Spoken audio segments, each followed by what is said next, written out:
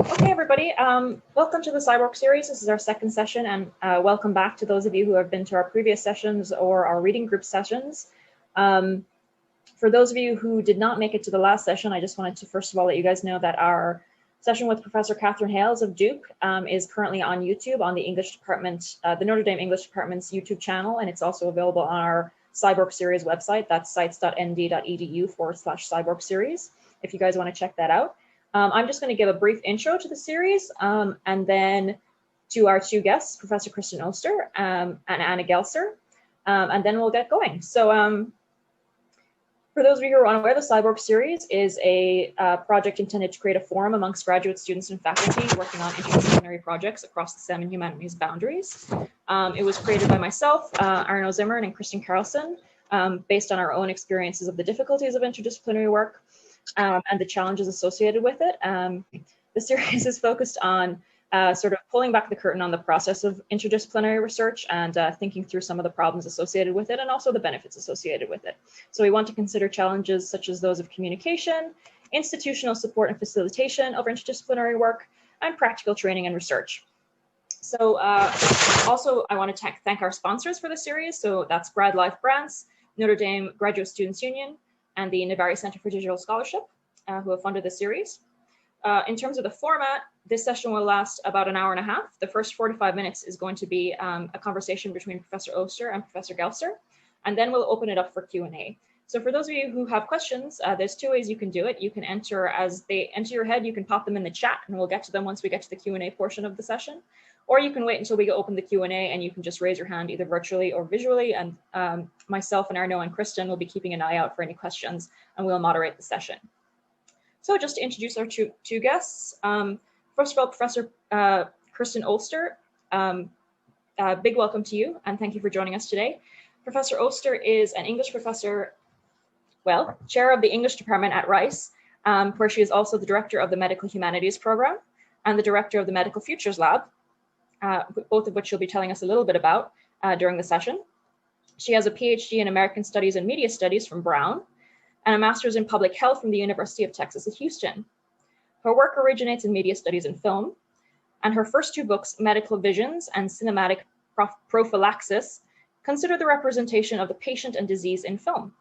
She is currently working on questions at the intersection of health and digital technology, such as data privacy, online health communities, e-patient narratives, and artificial intelligence in healthcare. Professor Anna Gelser is the Assistant Director of the Riley Center for Science, Technology, and Values here at the University of Notre Dame. She also teaches in the Science, Technology, and Values minor and the GLOBES program, which is an interdisciplinary graduate program on the environment, public health, and sustainability. Professor Gelser's research interests focus on biomedical science and technology, with a focus on how medical practice and research is shaped by its social, political, and economic contexts. So I'll pass it over to Professor Gelser and Professor Ostherr for the first 45 minutes of the session. And if you have any questions, feel free to pop them in the chat. Okay, so as I understand our task, it's basically to discuss the ins and outs and practicalities of interdisciplinarity and how come one comes to be in the space, right? And then how does one function in it in academia. So Kirsten, why don't we start with the question of intellectual biography and kind of how you got to where you are? Sure. Thank you for the question, and thank you all for inviting me here. I'm really happy to be part of this series. And I think it's actually just a really great idea because it is very true that seeing the backside of how interdisciplinary work is done is not very common. And there are many challenges and rewards to doing it. So I think this is great. I have been, it seems, drawn to interdisciplinary work for a long time. As an undergraduate student, I majored in history and literature, which was sort of a double major that required me to write a senior thesis that brought those two fields together. Though now I don't, to me now, the methods of literary analysis and historical analysis are not that different in my view as compared to some of the other methods that I've been experiencing kind of crossing over and combining. But I did do that early on. I was attracted to that partly because I was interested in looking at the ways that cultural objects shaped the ways that we understand history and the present. And that led to my interest in doing a PhD. So I knew that let me back up a second. So for my senior thesis, which was required where I went to college, that was at Reed College in Portland, Oregon, I wrote about film, and I wrote about gender and the film reform movement in the United States in the early 20th century. And I knew from that and from other long-standing interests I had that I wanted to go to grad school to study film and media. And where I ended up doing that at Brown University, at the time, they didn't have a PhD program in media studies when I started. So I was in the American Civilization program, is what it's actually called, the American Studies program. And I was attracted to that approach because, again, it allowed us, and in fact required us, to bring multiple kinds of methodologies together to understand what I saw as fairly complex phenomena. So I wasn't really interested in studying film just as texts that were separated from the kind of social or historical or cultural context, or even economic or technological context that they came out of. I really wanted to look at those intersections, but I did also want to look at them as texts, but how the textuality was shaped by the interplay with all of those other things. So I wanted the kind of a multitude of methods to do that. But the other thing I think that played a really strong role in my intellectual biography is that I took a break between undergrad and grad school. And during that time, I worked as a research assistant in a Department of Public Health and Preventive Medicine at the medical school in Portland, Oregon, OHSU. And while I was there, this was the department where the epidemiologists were, as well as a bunch of other people. And I got to know them, and I was really fascinated by the ways that they talked about the relation between data and narrative. The way that they did their work was very much about kind of telling stories with data and putting them into a context where you could draw conclusions about cause and effect. And that really influenced me, particularly because this was in the early 90s, at a time when there was a huge amount of concern and media representation around HIV/AIDS.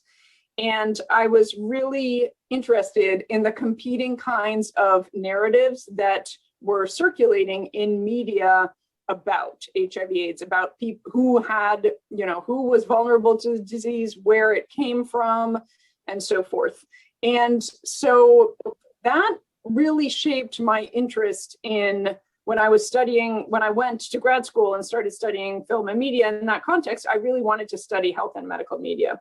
So this kind of set me on this path where I was taking a humanities approach, but to media that were produced as I started studying public health films that were actually produced by health organizations. I was very much taking a humanities-based approach, but to work that was produced in a health or medical setting to impact health and medical behavior. And so, from there, it kind of, that piece of it and that the intersection of those interests has led me to pursue these kinds of interdisciplinary methods. It's really interesting that you say that, because it seems, I don't know, at least in my experience with my friends and colleagues from graduate school, right? It's often a very similar story of coming to interdisciplinary research because of something you see out in the world, right? Mm-hmm. And something that you want to make sense of as in a more comprehensive way. Mm-hmm. So did that guide your selection of PhD programs? Is that why you ended up in American Studies? Yes, in part because I really did want to be able to draw. I wanted to go somewhere where there was a really robust film and media studies program, but also where there was strong history and culture program, right? So in American Studies, that field has from the beginning been about, at a minimum, intersections of history and literature. But of course, since its origins, it's gone much more into other forms of popular culture and a lot of analysis of race and gender and ethnicity and class, and the ways that those things are shaped, of course, by many forces that you can't understand in isolation from each other, right? Like you can't, it's if you're looking at race in popular media, you can't understand that without also understanding the history of racism, but you also can't understand it without understanding the history of popular media and forms of representation. So I was really drawn to, I really wanted to go to a program that had those different strands already present that I could kind of draw on simultaneously. Yeah. So thank you. So I guess the natural follow-up question to that, right, is to reflect on your training and the process of the training and how it's, what challenges did you face as a graduate student? Was the program you were in a department on its own? Or was it kind of an interdisciplinary program with people appointed in other departments? What are the challenges of like putting together a committee, working through advisors with different languages? I think that would be one of the things that you face certainly in trying to do interdisciplinary research as a graduate student within a disciplinary department, right? Yes, right. Well, and so being in American studies meant that from the start, there was an appreciation for interdisciplinarity, which was helpful. But certainly I was also working with people in so that was a department, it was its own program, but also the program in modern culture and media, which eventually developed a PhD in media studies, was full of people both people who did film studies, but also people who did literary studies and people who did critical theory. And many of them, they all had faculty appointments in other departments, either English or Comp Lit or history, and some of the language departments as well. And so my committee had people from a bunch of different disciplinary backgrounds. And, the challenge I think there is good interdisciplinary work, I think, really requires real fluency in the multiple languages that you're engaging with. Meaning you actually have to do a lot more work than you do if you're doing disciplinary work, because you have to have sufficient, mastery, if you want to use that term, over the methods and the debates in all of the different fields that you're engaging in order to be able to actually come to truly interesting questions that will actually contribute something new, right? So, it's easy to come to a new field from a different field and think that there are lots of new questions because you don't know what people in that field have been talking about for a long time, right? So understanding what all those different debates are and the histories of those debates, I think is really important to then being able to bring together the methods from different disciplines. So it's that's one of the ways in which it is more work, though I also think that the kind of attention to methodology that is absolutely essential when you're doing interdisciplinary work, and to really understanding what the core assumptions are in different methods, and kind of what you can and can't discover or analyze using different methods, I think is it's really valuable. I mean, that's something that you could learn within any given discipline as well. But when you start thinking across disciplines and thinking about methodology in that way, I think that's really where the interdisciplinary work really kind of shines. Yeah. Well, so what would be kind of some of the strategies for acquiring this fluency, right? Because one way to do it, of course, is to read the output of the disciplines you're engaging with on the questions you're interested in, right? But there's also, there's also the conferencing, the publications, the kind of getting to know graduate students in those disciplines, right? both your university and other universities. Was that something that was easy to do, hard to do? How do you navigate that? Yeah, I mean, I think this is something that is a continual evolution for me as as my work has evolved over time. One question that comes up often is just simply where to publish, right? So there are, of course, interdisciplinary journals, and that's a natural place to look. But oftentimes when you're doing really interdisciplinary work, there isn't an obvious place to send your work. So even just, for example, like doing work with, I have some collaborators in Berlin who are neurosurgeons, and also one of them is a visual artist, and one is a graphic designer, and a couple have PhDs in the humanities. And we have been trying to figure out where to publish a piece that's about this course that we have developed and taught a number of times to medical students, but bringing humanities methods of visual analysis to the question of how you understand and make meaning from all of the images that are used in neurosurgery in the clinical setting, but also for patient communication. So there's a lot that's humanities-based image interpretation and analysis, but it's in a clinical setting, and it's specifically in the neurosurgery setting. And all of those different things have their own journals associated with them, right? And in this case, oftentimes I find, if there isn't a clear interdisciplinary journal that pulls together the particular strands you're looking to pull together, then it's really about finding a disciplinary journal that is clearly interested in expanding the range of things that it talks about in its publications. But the question to ask in order to figure out which one of those it should be is, what audience are you trying to engage? And if the answer to that is also interdisciplinary, at a certain point, I think you really have to pick. You have to pick who's your priority audience. So this is one of the ways in which interdisciplinary work, there's a kind of, to me, there's sort of a cyclical dimension to it, in the sense that the work itself may be very interdisciplinary, but there are these certain moments where you're confronted with disciplinarity.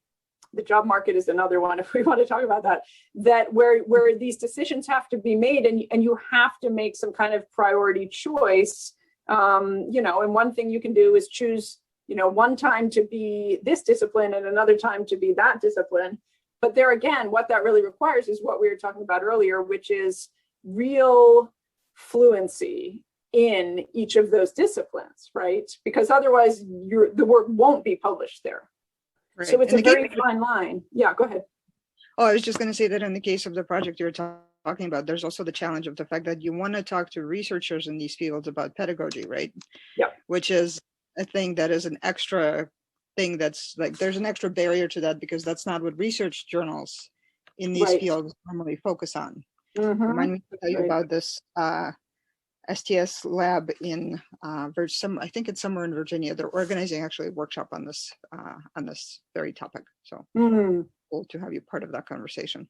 But yeah, so we got to graduate school, and we are approaching the job market was brought up, and I know that the job market is a source of both kind of anxiety and, also in a way it's something you start to look forward to as you progress through graduate school, right? And you get to a point when you are done with your training. So can you kind of tell us about your job market experiences and this process of decision making? Yeah, I mean, so here too, okay, so I did a PhD in American Studies, which is an interdisciplinary field. But it's also not a huge field. So I came to realize that I could and would apply for American Studies jobs if they existed, or if they were available at the time when I was on the market. and were looking for the kind of thing that I was doing. So there were kind of multiple layers to the interdisciplinarity. One was just American Studies as a PhD. The other was I was doing film and media studies, but I was doing it on health and medical media, which at the time there was not a lot of work on that. So that there was also kind of like in terms of the types of film and media studies that might occur within American Studies, it was more typically like Hollywood film or a national cinema. But it was like, you know, established forms of media that were for entertainment in some way. The whole like industrial educational media field was kind of just emerging. So that in itself was a challenge. So I could apply to American Studies jobs if they were interested in film and media. I could apply to film and media studies jobs if they were interested in the broader kind of, you know, historical, as well as the, you know, media forms that are not part of the kind of established canon in any way. And then I could apply to jobs in, you know, film and media studies can appear in lots of different departments, right? So as it happened, I got this job in an English department. But where I am, for example, other people doing media studies are in the language departments, art history, architecture, you know, anthropology. So it could have gone in any of those directions. And some of that is just about the, you know, the idiosyncrasies of the moment that you happen to be on the market, of course. But I will say that, you know, I ran a couple of searches a couple of years ago that were both interdisciplinary searches. And a challenge that we found, which is a very well-known challenge for people doing interdisciplinary work, is that while interdisciplinarity is highly valued in many venues, jobs at the end of the day are in departments, and departments tend to be pretty disciplinary, some more than others, but usually they're actually named the discipline that they are, right? So, so this is kind of a constant negotiation where, again, I think just as with the question of publication, the question of what's the primary discipline is really one you have to ask. Though I certainly know people and have advised grad students and postdocs who have multiple really different letters for jobs that may seem like they're in totally different areas, but they, as a scholar, as a researcher, kind of embody how they are brought together. Even so, yet that has to be translated. I mean, that's always a part of this, is sort of translating the significance and the contribution of interdisciplinary work as it brings value to a disciplinary perspective as well. So oftentimes, you know, that happens in the framing that one does in the letter, right? In the job letter, where you kind of, you may emphasize more how your work contributes along one trajectory rather than along all of them simultaneously. Right. This is where that fluency in the multiple disciplinary languages really comes in handy, right? Mm-hmm.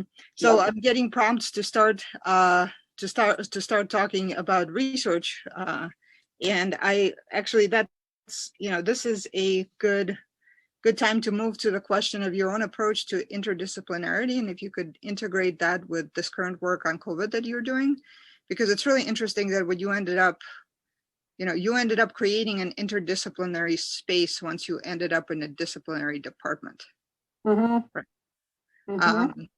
So can you kind of talk more about that? So yeah, so maybe I can talk about the Translational Humanities for Public Health project. Is that what you're thinking about? Okay. Yep. Mm-hmm. So yeah, so this is a project that started last spring, kind of unintentionally. I was actually trying to focus on something else at the time, but it was one of those projects that I just couldn't not do. The pandemic, it changes your priorities for you. Exactly. So where this came from is in the early weeks and months of the pandemic, I was really struck by the gaps in attention and understanding among those who were in leadership positions, not just nationally, but locally in city governments, in state governments, who were not seeing how the pandemic was going to play out in terms of social and cultural aspects that were clear to not just to me, but to other humanities trained scholars who understand and pay attention to things that often people in policy making positions don't. Like, for example, I became aware early on of this project Stop AAPI Hate, which has gotten a fair bit of media attention now. And it was started by a professor at a university in San Francisco who is himself Asian American and who noticed how many attacks on Asian Americans were starting to happen really early on due to the xenophobic language that was being used to describe the origins of the pandemic. And, stuff like that, like the Wuhan virus and all that kind of stuff. And he simply started documenting that. Like, he created a database, basically, where people could tell him about incidents that they had experienced or that someone they knew had experienced. And it became a repository and a source of evidence for policymakers who themselves weren't paying attention to this because it wasn't their priority area or their area of expertise. But, to me, like that perspective, I was unfortunately not surprised because my own research in the history of public health media has shown how xenophobia is always part of the way that global contagion is represented and has been, for 100 years or so. So I started noticing things like that. And there were similar things with like uneven impacts along the lines of gender and certainly along the lines of race with African-American communities and Latinx communities. And so I started just kind of pulling together my own mini database in a way of humanities work that was responding to the pandemic that could make a very real difference in the impact of the catastrophe on communities. And the other thing that really influenced me in my thinking about this early on was noticing that at the same time that very little attention was being paid to these things that humanities scholars pay a lot of attention to, at the same time, there was a huge amount of attention being paid to technological solutions, right? So engineering, trying to get more ventilators, the kinds of things that enable a certain form of action and that very much are part of a kind of techno-scientific logic to the response to the pandemic, but actually ended up, oftentimes causing more harm than good and really not being the solution to the pandemic on a large scale. So I was frustrated by the fact that so much attention and so many resources were being put into these things, and then these other really big areas of human impact were being completely ignored. And so this made me think, that it would be really helpful to be able to gather these kinds of projects and then be able to describe them in terms of the methods that they use and the output that they generate as tools, essentially, for intervening in a crisis. In this case, the pandemic, though the other piece of this for me is that you could say the same thing about climate crises. And I, both of these I see as ongoing and not likely to go away soon. The other piece of this that really stood out to me was how quickly so many people turned to art and culture as a means of coping. Whether it was music, literature, creative writing, visual arts, it's been really profound to me to observe that, not just among people who perhaps are already in those fields, but also how much other people are drawn to it, including healthcare workers who are suffering themselves in this context. And I was really struck by the way that those responses actually spoke to something about this whole experience that also we don't have great methods for, at least in the policy arena, which is the kind of emotional, affective, human, the sort of existential level of experience that everyone has been dealing with in this situation. So this led me to want to gather all this stuff up. And so basically where this has gone is that I developed a survey with a team of undergraduates and graduate students and some postdocs as well, and that we have sent out, and we've gotten about a little over 250 responses, which ask people about projects they're doing and methods they're using and how, if they think of them as translational, and if so, how. And this is all, we're gathering this and working on a public-facing website right now that we hope to launch pretty soon, where all the projects will be collected, but it can also be a resource for thinking about what translational methods are and what that means in the humanities. So can I push a little bit on that? Because when I hear the word translational, right, in the context of medicine, usually the way that the medical profession uses this term is to think about translating things from the lab to the bedside. Mm-hmm. Right? Yeah. And in the case of the humanities, what is, it seems to me that in some cases, at least, right, some humanities fields also need to do a fair bit of translation to make their work relevant to a broader audience, right? Whether that be audiences in other disciplines or the public. So what is, kind of, how do you see this? Do you see this engaging the public? Do you see this engaging an interdisciplinary audience? The point you brought up about your colleagues' database becoming a source of evidence for policymakers, right, is a really kind of interesting one, which has not actually occurred to me as kind of a thing that, but makes a ton of sense. So. Yeah, well, right. Do you have hope for this, or just want to see where it goes, basically? Yeah, I mean, so actually the survey opens with a little preamble that includes the NIH definition of translational research, and then goes into a brief discussion of why I think that the humanities should be considered to be part of the domain of translational research. And it has to do with using the methods of this research to intervene in some field in a way that makes something better or makes some kind of significant contribution that kind of changes a state that needs, that is identified as needing some kind of change.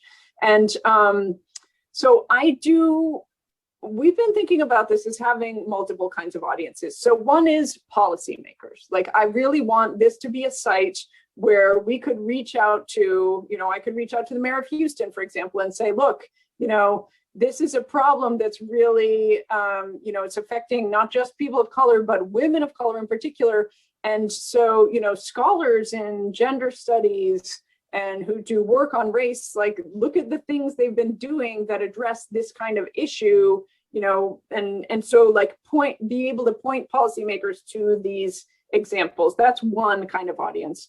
Another is for people who are doing these projects to find other like-minded people with whom they might either collaborate or from whom they might learn, with whom they might problem solve some of the things that they're finding difficult as they try to do work that reaches out into the public in ways that may be beyond what they had been doing before, which can certainly pose challenges. Another purpose that I see for this project is to gather together a bunch of projects that can be then a source of research itself, to study actually the database and try to understand what are the different methods that people are using to reach specific kinds of audiences or communities outside of academic settings, and how are they, like, what methods are people using to achieve specific ends, and try to study that in a kind of broad way with a lot of examples in it. And the last one, although, I mean, there may be others too that emerge, but the last thing that I think this may be very useful for is pedagogy, actually, at both at the undergraduate and the graduate level. I see this site as a source for training students, as a source of inspiration for thinking about humanities work, coursework, or even program development that is specifically designed to bring methods into settings in the world that impact things in a way that is not typically framed as the objective of these kinds of projects. So my hope is that the database will also be used by and useful to educators. So we have about 10 minutes before the Q&A session starts, and I wonder if we can now pivot the conversation a little bit to COVID itself. Of the way that, you know, your work has been in public health for a long time, and the way that, I guess, these diverse sets of, of trainings and experience that you have, right, are helping you make sense of what's happening. There's a bunch of questions, that we have around data privacy and computation, and, I don't know where this is going to go, but this is still, very much sort of, it's funny because all of my, we have in the undergraduate minor that we administer here at the Riley Center, there's a lot of science students, and there's been kind of a very diverse sets of research interests that they have. And all of those research interests in the last year have converged on COVID and the response to it, and kind of making sense of the current moment. So how do you make sense of the current moment? Yeah. So two things that I'd like to address there. One is where COVID fits in relation to the visual representation of contagion in the past, and the extent to which there is kind of both continuity and change in representations by public health organizations, by media organizations, and also how that changes in an era where we have social media and distributed platforms where there's no single source of knowledge and information. I had done research actually on Zika virus and the challenge of social media to organizations like the WHO under those circumstances, and the role of conspiracy theories in making that task even more complicated. And that obviously was a big, that was a big outbreak, and it was global, but it was nowhere near on the scale of what we're dealing with now. And all of the same problems that existed in that moment exist now still. And so the question of how we identify sources of information that make meaning in a way that is comprehensible and also valid, like how we kind of shape visual narratives in such a way that they communicate with and to the many, many diverse communities globally who need, who are part of this nexus right now. That's I think just a super challenging question that is not going to go away anytime soon. So that's one thing. It's not, so I'm trying to make sense of that, but I don't think there's an easy solution. So it's kind of, to me, just an ongoing field of exploration and inquiry. The other thing that I've been writing about and speaking about a fair bit is the question of digital contact tracing and trust and privacy.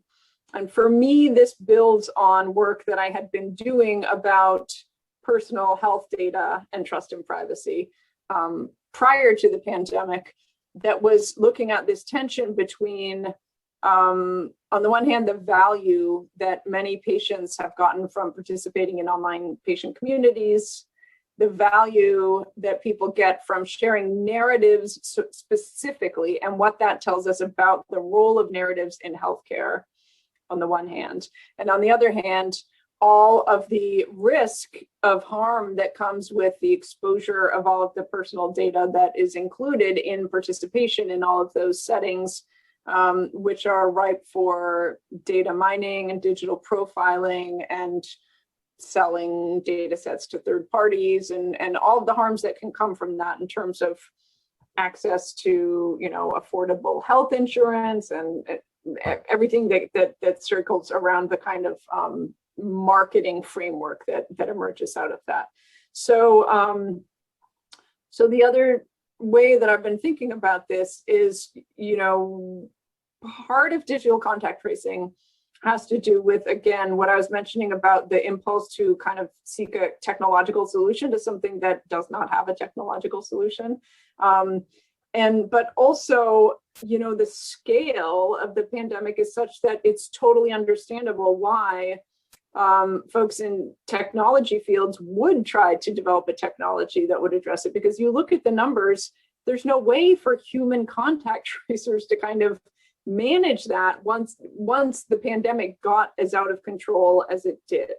And so then the question to me is, what is the role of technology in mediating between official sources of communication and authority and expertise on the one hand, and communities, especially vulnerable communities and communities that have been harmed by surveillance in the past and harmed by their encounters with medical institutions in the past. If you think about all those things together, then how do you understand what the contribution of technology can be in a way that is human-centered, right? And that is actually, or patient-centered, and that can actually bring more benefit than harm. How is it possible to think about those things together? And is there a kind of a way forward from that? Because I don't see a future where we all stop using technology, right? Or especially the mobile personal technologies that are both supposedly the vehicles for doing things like digital contact tracing, but also the vehicles for digital profiling. So, is there a way to do that without enacting a kind of exploitative surveillance? That's a question I'm just thinking about and researching a lot in this context as well. Are you looking at it comparatively at all, or are you just focused mostly on the United States? Well, I have looked at it comparatively in the sense that, there are really interesting examples in South Korea and in China and in Taiwan and Singapore. And so I've been looking at those as counterexamples. Well, not counterexamples exactly. I mean, sometimes, yes, sometimes more nuanced than that. But I've been really interested in gathering both research done in those settings that looks at re-identification of supposedly anonymized data, for example, on the one hand, and on the other hand, narrative accounts where people talk about their experiences in what they perceive as high surveillance situations and the kind of pressure that puts on relations of trust. And so I'm interested in bringing all of those things together. And in some ways, there's more research in places outside of the United States just because of the fact that contact tracing has never really gotten anywhere near where it would need to be to have an impact here. So pretty much, except for like a few pockets here and there. So it's harder to kind of say anything comprehensive about the United States in some ways, though you can look at what has happened in where efforts to roll out digital contact tracing have happened, what the local community responses have been. Yeah, that makes a ton of sense to me. In many ways, there was like politics, all the responses have been hyper local, right? Mm-hmm. And the pockets, the differences, just looking at this area, the difference between campus and the rest of the county and the state, very hard to make any kind of generalization. So we are at time to open this up to the audience. So if you guys have any questions, I don't see any in the chat yet. But if you have any questions, feel free to start voicing them, and then we can develop this conversation in one or another direction, depending on what strikes you as most interesting and worth continuing.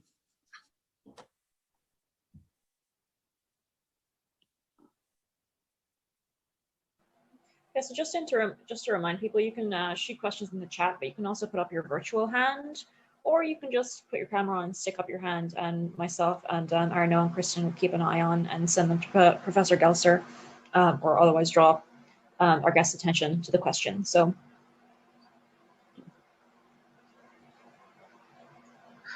while we wait for a formulation of a question from the audience, I wonder if we could kind of go back for a moment to talk about something that, to talk about the creation of the lab, right? And what led you to create an interdisciplinary space?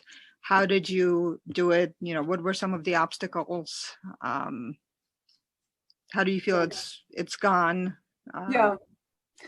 So, I mean, one of the parts of of my training that we didn't end up really talking about was how I ended up going back to school after some years after finishing my PhD and getting an MPH. And that was motivated largely by my work in health and medical media and my recognition that there was a huge gap between humanities and social science-based work on media, especially health and medical media, and then the ways that people in medicine and public health used media. And the forms, the methods in the two realms were completely different, and the insights of the research in the two realms basically never crossed over, pretty much.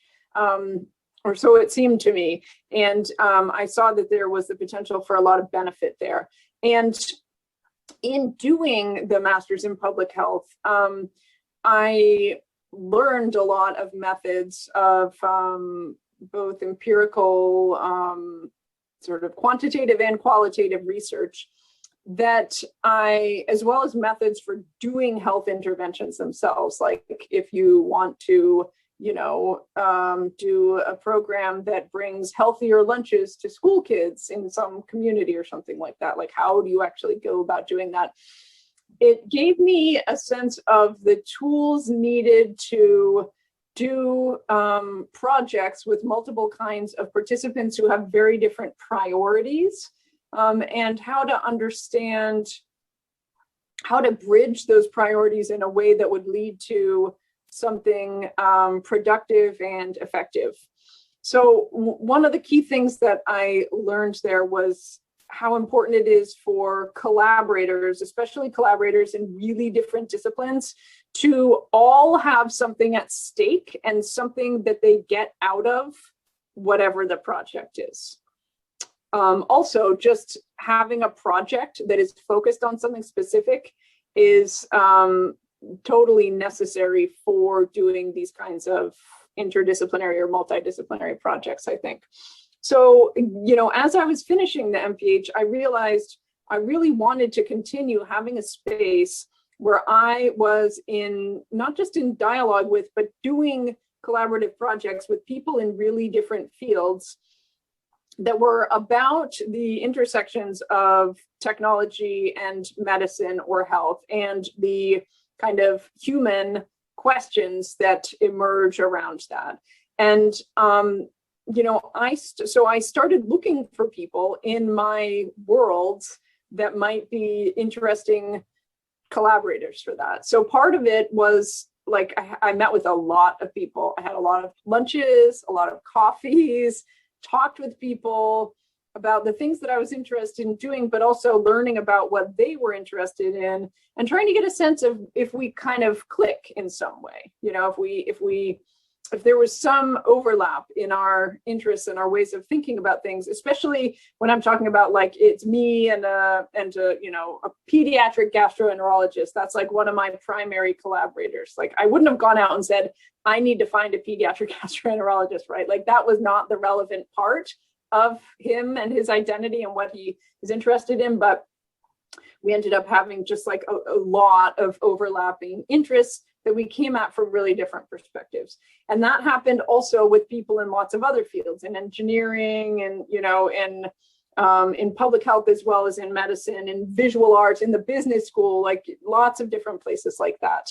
And so, you know, over time then it's been very project based. And I think that's key, because one of the things that we really have had to negotiate is, how does this fit, given that we all have such different institutional locations, how does this fit with the work that we already have to do?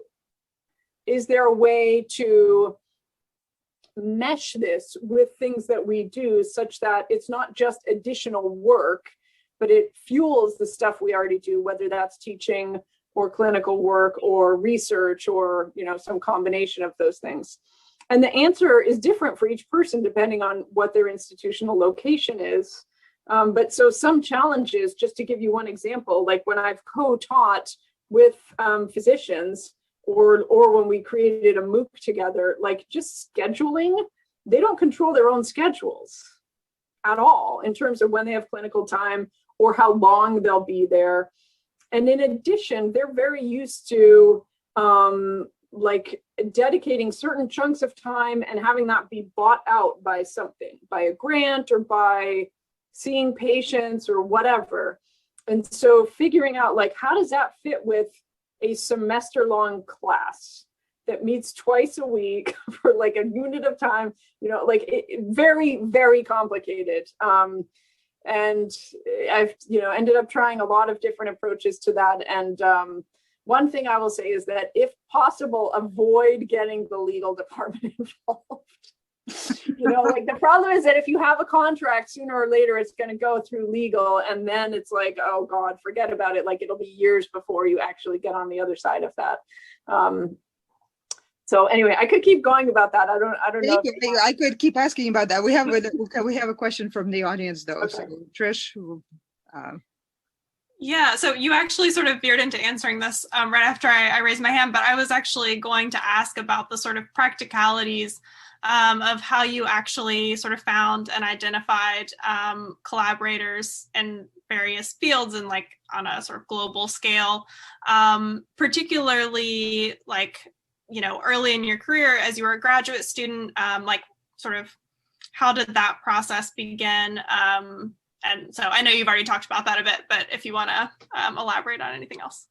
Yeah, well, I wouldn't say that my work was really that collaborative in grad school. I think, you know, one thing that happened that really started me on this path of thinking more like really across fields, like not just different approaches within the humanities, but like across to medicine or something like that, was that my first book, which came out of my dissertation, this is the book Cinematic Prophylaxis, and the subtitle is Globalization and Contagion in the Discourse of World Health. So it's a lot about public health media and the history of globalization and contagion. And much to my surprise, that book got reviewed in a journal of public health. I think it was like a New Zealand or Australian journal of public health too. Did not expect that at all. And they found it useful too and liked it. And I had not been thinking of my work as like speaking directly to that audience. But then I was very happy that it did and that they found it useful, and it made me want to speak to them more. And as my work evolved, like present my work deliberately to audiences so that I could hear, you know, like what questions they had, like what are the questions they actually feel that they need help answering, and is there an intersection between that and the questions that I am interested in pursuing, you know, and trying to find kind of what that overlap is, and really being explicit about the fact that I wanted this work to be useful, not just to people in the humanities, but also to people in medicine or in public health. And so, you know, that led to not just trying to speak to those audiences. And I can say like that has been a very long process of figuring out how to do that well. It definitely is not something that is instantly evident, the best way to do that. it's really a learning process that takes effort and attention, I would say. But speaking to those audiences leads to more dialogue with those audiences, which sooner or later will probably lead to meeting someone who also is interested in something close enough to what you're interested in that you then try to work on it together. It could be they ask you to be part of a grant that they're, writing that's about largely things that are not that much what you do, but there's maybe a part of it that is. There can be that kind of thing. Or there can also be the like, will you come and speak to my class? You ask someone, they ask you, and over time you develop relationships that make it obvious not just who you could collaborate with effectively in a way that would work for both of you and be mutually beneficial, but also what kinds of research questions or other undertakings you could embark on together that would give you that kind of focal point that allows you to come at it from really different perspectives, but both of you contribute something and gain something. Does that answer your question? Yeah, that's fascinating. Thank you. So we have another question in the chat, which I'm assuming is about the Translational Humanities project. Is that right, Israel? Yes, that is correct. Okay, yeah. And so I guess what you're asking is, to what extent have people been willing to send in their projects, right? And to what extent there's a difference in response between STEM faculty or STEM academics and humanities scholars, right? Yeah, the different reactions, if there is more openness in one side than in the other, and so on. Yeah, well, so one key thing is that this project is really aiming to surface humanities, either humanities-based or humanities-inspired projects. So we actually have a set of questions that ask, like, what fields people have studied either formally or informally, or like experientially, that they're bringing to the project. So because we're seeking people who are engaging in some way with the humanities. So STEM scholars who may contribute only do so probably if they also already have some kind of investment in the humanities, and so because of that, there's kind of a self-selectivity to the respondents in that way. But the other thing is that, so how we're going about identifying our database of potential respondents, and that's been a lot of the work, is finding people and then sending the survey to them and asking them. And the way we've done that, there have been a lot of different approaches. One is just, searching in media, because most of these projects are intentionally public facing. So they are already reaching out in some way. That's kind of the part of the translational dimension to it. And so there may be, a story about them in some local newspaper or in, a blog or on social media or somewhere. So we're kind of scanning that sort of stuff, trying to find stuff. We've also gone through and looked at a bunch of universities, not just in the US, but actually we're trying to do this systematically as a global project. So we have team members who are looking at different regions of the world. And so we look at like public facing media, we look at universities, and, sometimes those are useful and sometimes they aren't, because many of these projects are sort of like new enough that they might not have a visible web presence. And so some do, some don't. So you can find some things that way. And then networks of people, like people who I know, who any of the other team members know, and the people who they know. So people I know in different parts of the world, I'm asking, do you know other people in this region who are working on, projects that might be relevant, so that we can not only get a really kind of global response, but also learn from that, learn from the ways that people might be responding differently based on how the pandemic has played out where they are and what that, what that looks like. So, so that also speaks to the question of people's willingness, because I think none of these projects are meant to be like private. They're actually meant to be public. And so I tell people, and this is very true, this site, we want it to help disseminate your work. Like that's actually part of the point, is to get more people to know about the kinds of projects that are being done that engage with different communities, because some of the questions are also about like who's your intended audience and like what is the intended output and stuff like that. So so our working assumption is that anyone who's doing this kind of work wants people to know about it, and we are helping them. We are sort of providing a platform for that, for expanding their reach. Does that answer your question? Oh, and then the other one about undergrads versus senior scholars. Yeah, one thing I've noticed is that many of the projects include people kind of across the spectrum of, like there are teams that have undergrads, grad students, senior faculty. I've definitely seen a lot of that. We're also really interested in community-based projects, and we're trying to get to as many of those as we can. And so some of them are like, academic and community kind of collaborations, but many of them have some kind of academic footprint. And of those, there are lots of students that are involved. And I think it's partly because they are also trying to process this experience for themselves too, right? And so this work is part of that in a way. Right. Plus also a lot of research plans that they had got derailed as well, right? So a lot of people are moving their students into the space. Yeah, yeah, it's true. Arnaud, you had? Yeah, thanks, Anna, and thanks, Kirsten.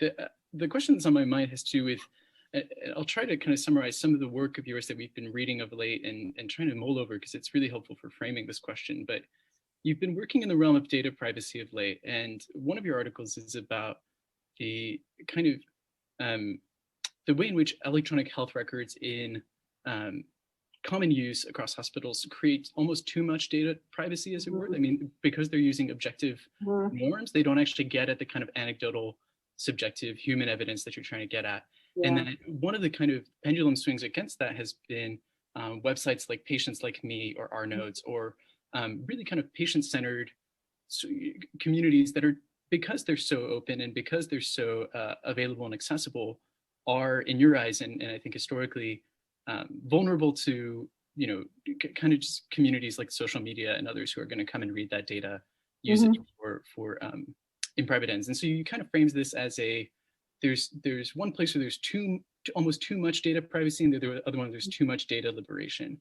And it was lovely to see that piece, because it offered these kind of two poles as things as kind of the opposite ends of something we want to find a middle way or a middle path to. And then similarly, in some of your work on just kind of patient versus physician expertise in the medical world, you frame a similar opposition, saying that the kind of deficit model of science or of knowledge seems to be that we have these authoritarian experts who have all the knowledge about, say, COVID, but who don't get trusted for any number of reasons, whether they're historical, as you mentioned, within communities that have been hurt by those authorities in the past, or just new conspiracy theories and things like that. Versus the patients who do have a kind of expertise and a very robust kind of knowledge about what the experience is like, right? And again, between those two, you're trying to find ways to find a kind of via media, a middle path where they can actually meet, where they can actually communicate, and those things are made possible. Okay, all of that is set up for my question, which is, when you imagine a kind of policy-oriented humanistic work, interdisciplinary humanities work, are you hoping for something that sets up actual policies in a kind of prescriptive way, like here is our recommendation for how to do this and how to do it better? Or are you hoping to provide frameworks? And maybe you could use the Translational Public Humanities project as an example, because it strikes me as, again, maybe reproducing some of that expertise question. Are we ourselves as humanities people now enthroning ourselves as experts of a certain kind who are going to, are we really trying to remediate the divisions we see, or are we creating another kind of expertise where people don't have the jargon available to speak with us about whatever it is, media theory or studies or things like this?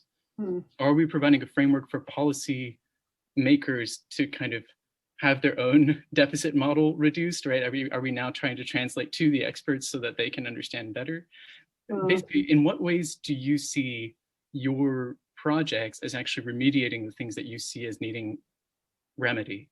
If you could tuck in whatever response you managed to create out of this really complex question, a sense of whether or not your website is maybe more of a reference, almost a librarian's service than perhaps a kind of publishable or kind of classically academic project. I'd love to know. Several of us in the Zoom are part of library services, and we're perpetually asking this question about, well, how do we make this information that scholars generate in great numbers more available, more accessible to a greater public?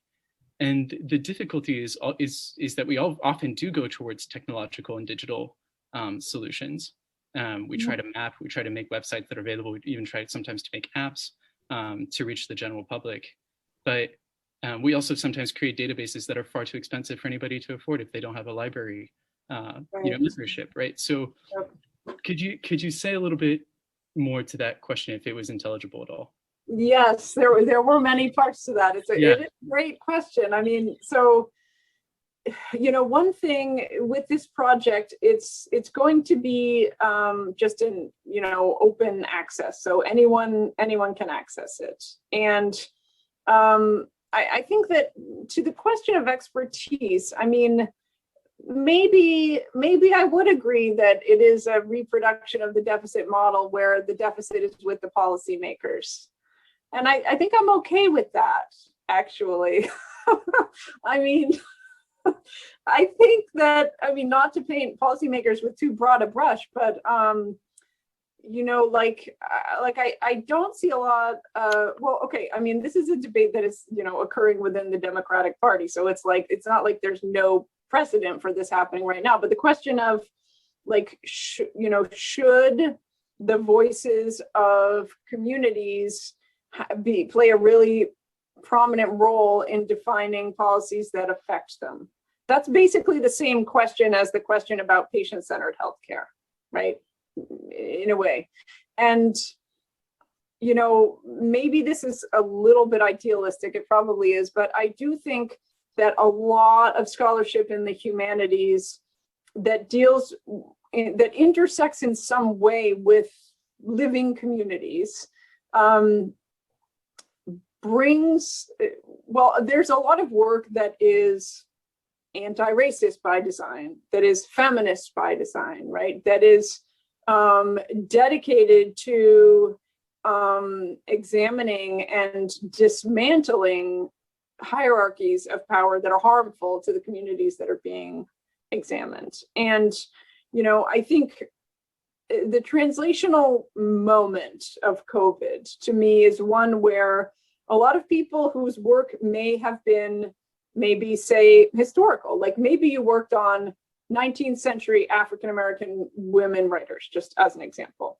Maybe you are working now on a project because you just felt compelled to do it, that's about surfacing African-American women's voices in the present moment in the context of COVID, and using your skills in narrative and literary study to kind of bring those voices to a public presence in a way that they might not have had before, in order to make a point about how those communities should be, how their needs should be addressed differently than they have been, for example. So in that case, I think, I see that work as it's enabling other kinds of voices to be part of what the humanities do, right? In a way that then, if that gets to policymakers, it would change the priorities of, or it would add to the kind of matrix of what are the concerns that we need to attend to, and what are the methods we can use to get at them. Yeah, go ahead.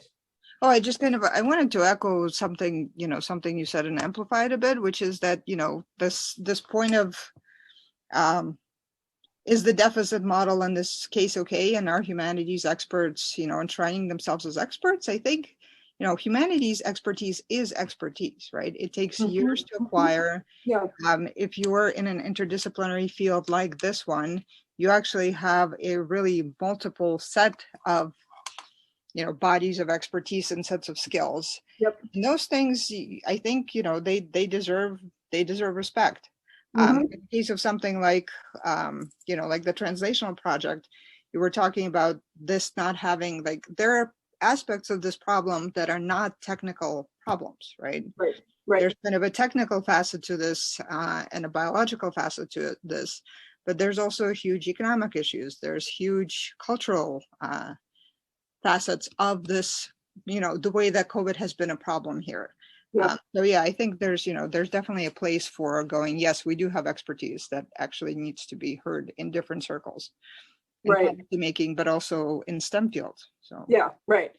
So and I think that is this is a moment where that expertise and the its relevance in a variety of fields is perhaps in some ways more obvious than ever, and should be demonstrated, but also in a way where the translational facets are clear.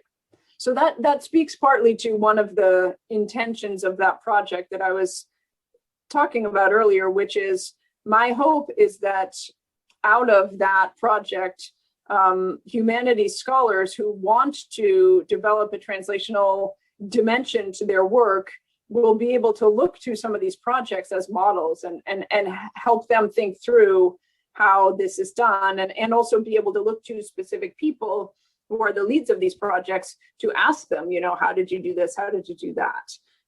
So Arnaud, I think that's probably only a sliver of your question. Is that getting at some of what you wanted to address? It certainly got to the core, Kirsten, because you were suggesting, well, here's a website with a lot of different models or a lot of different examples for policyholders to kind of imbibe and take in. And I think that's something especially that as humanities scholars, sometimes because of the book as a model, because of the publication as a model, we don't often get to give that breadth of examples. But then you also mentioned that this is also a way for the policymakers to then have a reference figure in the body of scholars who put that website together, that project together, to turn to as policy experts. So you're kind of saying the product itself perhaps doesn't contain any prescriptive power for policymakers, but the people, the experts themselves who do this work can become that resource. So I was a perfect answer, Kirsten. That really helps.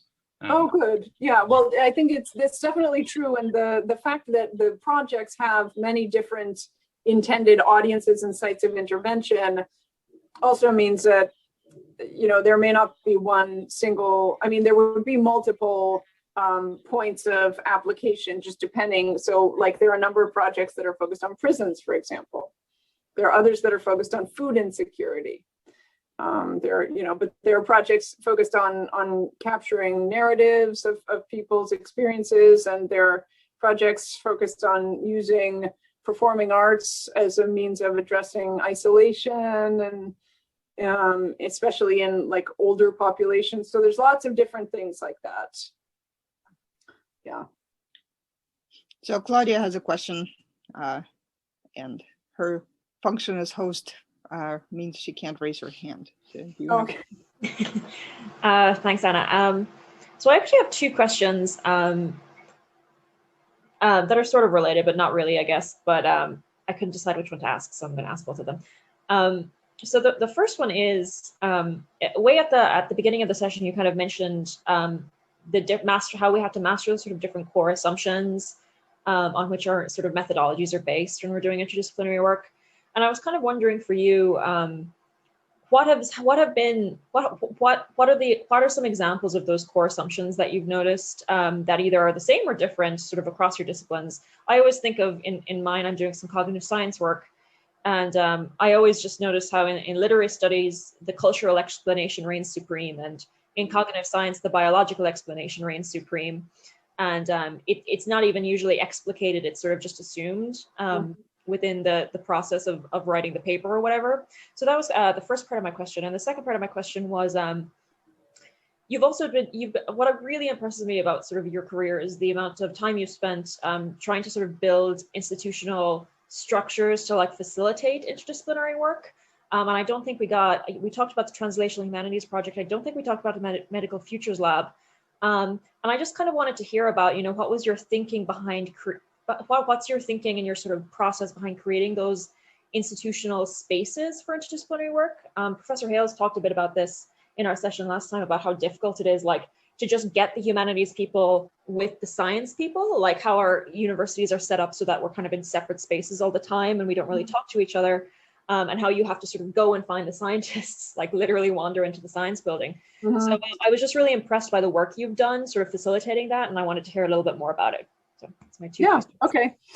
I'll start with the second one. So I was talking about the Medical Futures Lab when I was talking about like having lunch with lots of people and finding, and like the pediatric gastroenterologist, like that was all Medical Futures Lab building stuff. But there's a larger question, but that is in a way almost like I had to build that. That was one of those do like act now and ask forgiveness later kind of things, because there was no institutional structure for me to do that. And so I just kind of did it. Like we didn't, there wasn't a huge cost to it. I mean, that also meant that we didn't have a lot of resources initially, but initially that wasn't so necessary because it was first about building networks of people and then figuring out what we wanted to do and then figuring out what kinds of funds or other resources we needed to do that and then going and searching for those. And, now the Medical Futures Lab is, it has its own rights website and there are people who help me maintain it and do all these other things. And it has a much more formal institutional presence. But at start, it was just like some blog. It was like on WordPress or something, it was not, it wasn't a blog. We used a blog platform in order to kind of have a digital space.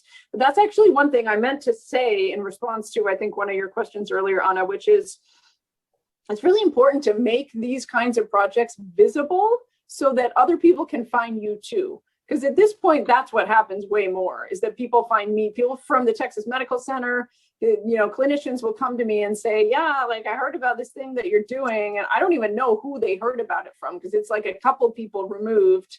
But they have to have a way to find me, but also doing things that engage people in different parts of the communities you want to interact with means that, that may come up in different settings where other people hear about it and find their way back to you.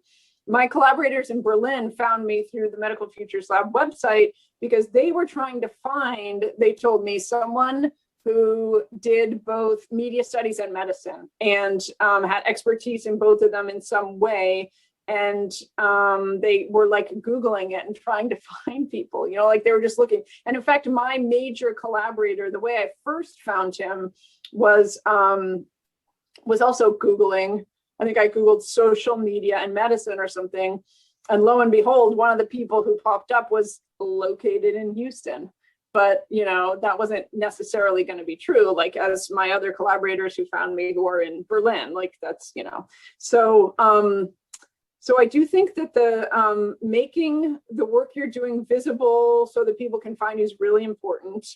The other thing I will say is committee work. I don't know if Professor Hales talked about this at all, but actually, for many, this is not something you would be really doing in grad school, probably very much, but for many academics, they might see committee work as the bane of their existence.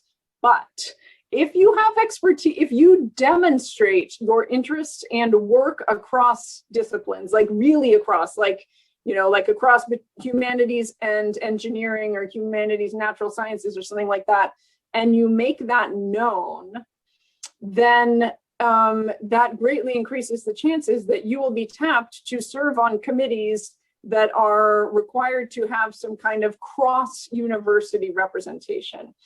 And so, for example, that happened to me when Rice was developing a data science initiative a number of years back. And I was like the humanities person on that committee.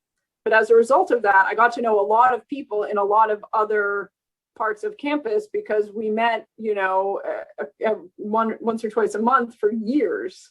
And so we really got to know each other in a variety of ways. And in the course of that work, which was partly about developing the curriculum for a minor that was going to be an interdisciplinary minor, we all had to kind of voice the what we saw as the necessary both content and methods. And so those also became conversations about the kinds of work we do, so I wasn't going to that committee to try to find collaborators, yet the kinds of conversations we had were very well suited to doing so indirectly. You know what I mean? Yeah, that's a good point. And then, but you also asked a question about core assumptions. I think one thing that has really, so I tend to interact with people in health and medicine who also do something with media in some form, but media defined in terms of technologies of representation. So that could be, CT scans or, echocardiograms or whatever. And so, so one of the core assumptions is that for me is that we make sense of the world through representation. That's a very basic humanities kind of statement, but nonetheless, it's not universally shared, right? And so then a little further, we make sense of the world through visual representation as well. And visual representation is never a transparent reflection of reality.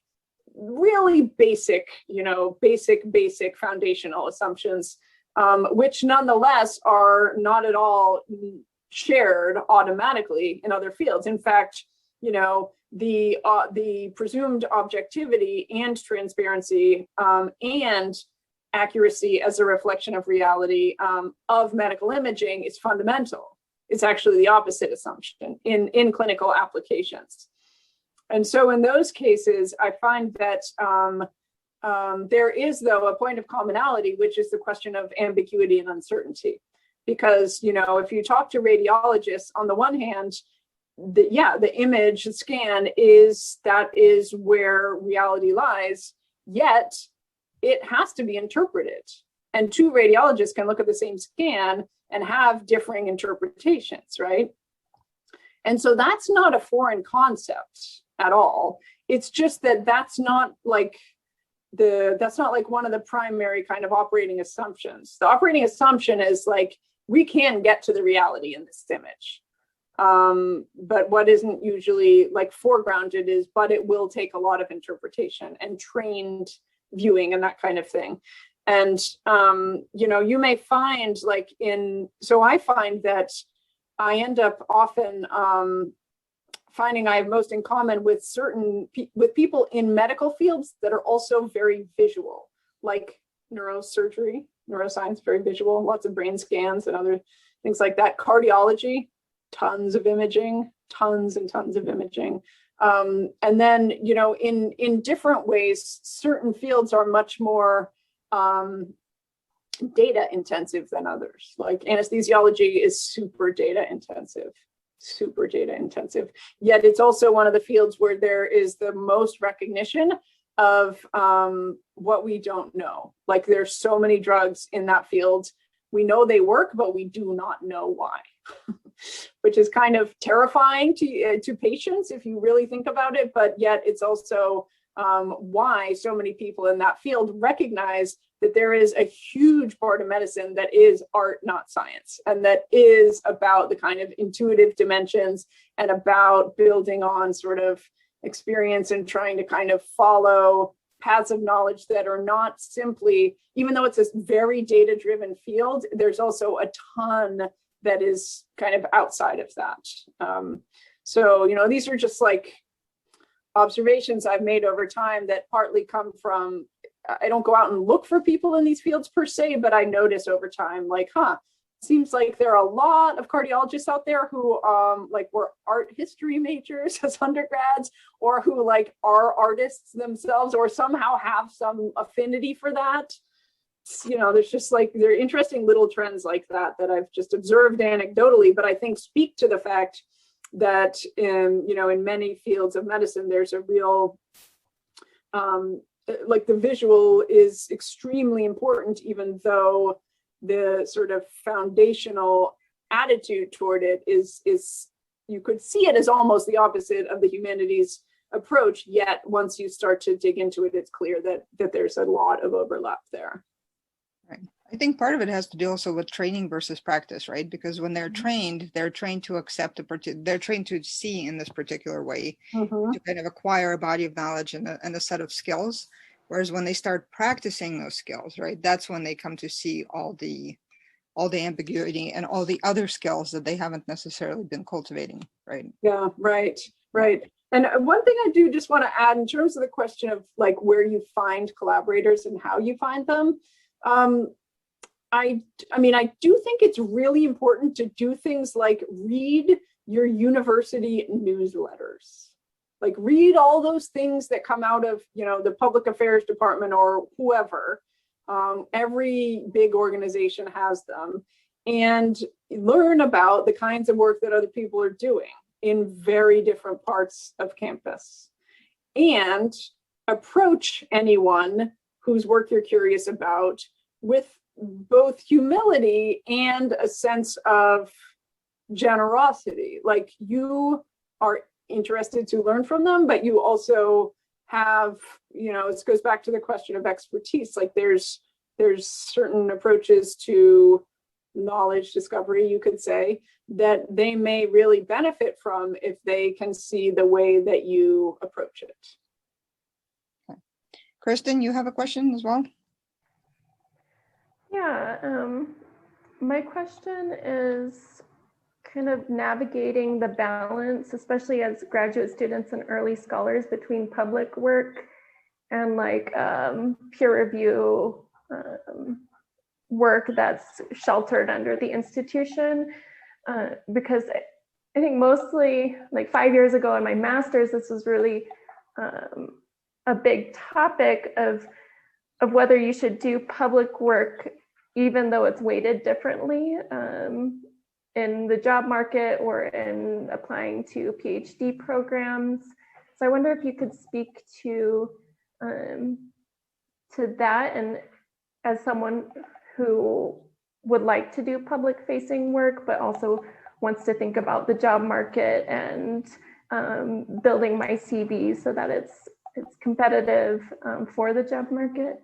Yeah, yes, it's a very real question and an important one to consider. I would say many search committees would find public facing work quite appealing, because many humanities programs want to move more in that direction if they're not already, and want to be able to train their students to do that. However, you definitely need the peer-reviewed publications. You definitely need that. If there's only one or the other, go with the peer-reviewed publications. I mean, I hate to say that, but it's true. It's true. That is, it's a way of, you know, vetting large piles of applications. As a, you know, so there's that. But the other thing I would say about public facing work, so I do really think there's a huge amount of appreciation for it, and that like it really, depending on, you know, the kind of job you're applying for, it's likely that people would see that as an asset, so that, you know, two candidates who had the same kind, you know, sort of profile in terms of publications, the one with public facing work would be more competitive. But the key thing I would really advise is to find a faculty advocate, a senior faculty advocate at your institution who can guide you through thinking about what place that public facing work can play in your graduate work. Meaning, at some institutions, you know, public facing digital humanities projects are very much established as accepted components of a dissertation, right? And other places are starting along that pathway, and other places are very traditional and would say that's fine if you want to do that, but you have to have a traditional dissertation too. So find, if that's a kind of, try to make the public facing work support and fuel the work that you are required to do. So make it intersect in some way and make it facilitate the other work that you want to do, and find out what is supported in the department that you're in, and like what has been done, what faculty could be advisors to that, and how you can shape that in such a way that you concurrently work on peer-reviewed publications and the public-facing stuff. But just be careful in terms of, it depends on what kind of public-facing stuff you're doing, but some, like digital humanities projects, are really big, very time-consuming, complicated projects, right? So if you're going to embark on something like that, you need to know that you will have faculty support for it, and that you will get sort of credit for it in a way, internal to where you're doing your PhD. Outside on the job market, that will be very valued. But you need to make sure that it doesn't get in the way of your progress to degree.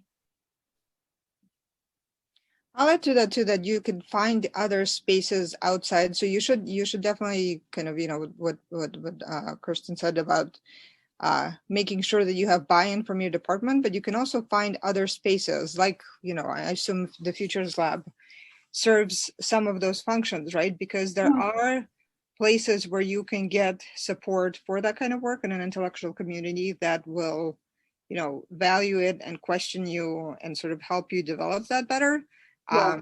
And if you, for the most part, if you manage the expectations of your primary advisors in your department effectively, I think you can make the case for this fitting into your PhD education as well, right? Because advisors are concerned about the job market. They are worried about, you guys getting jobs when you are done with your degrees. And if you can, if you can get them on board into that project and show them that this would actually be valuable for you, I think you'll have a much easier time. Yeah. Are we out of time? Yeah, we're actually at time here. Did you have any final comments to wrap up, Professor Gelser? Or I just wanted to say thank you both to Kirsten for a great conversation and to you guys for organizing this. Yes, and thank you to you, Professor Gelser, of course. It was really great. I think I really enjoyed it, and I hope everyone else did. So just thanks to our audience. Thank you guys for all joining us and for asking some good questions. I just wanted to flag our site again. Arnaud put at the top of the chat a link to our website in case any of you aren't joined up to our mailing list or want to subscribe to the next session links. You can go ahead and do that on our website, and hopefully we'll see you again in future. So a final thank you to Professor Ostherr and to Professor Gelser for a great session, and we'll see you all next time. Thank you so much. Thanks for the invitation.